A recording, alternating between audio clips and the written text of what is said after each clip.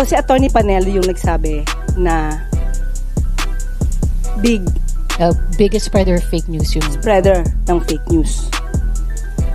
Unang-una ang usapan dito ay about the God deserves. Bakit kailangan baguhin? Nagda-divert ba sila? Yung issue tungkol sa KOJC nasa korte na to. Kung meron mang kasuhan dito, sa korte ito.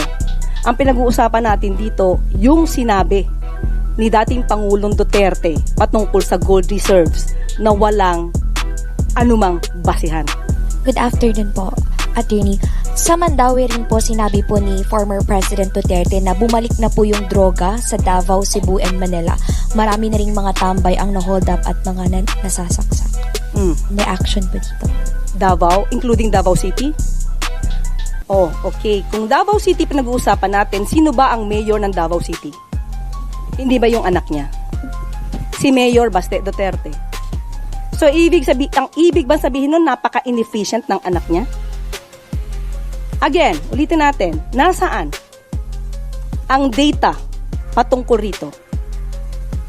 At tandaan natin, nung panahon niya, at least ngayon may record kung may namamatay, nung panahon niya, merong bang nare-record doon sa mga biglang nawawalang mga tao? Tanong lang natin yon. So, dapat yun siguro, alamin din niya.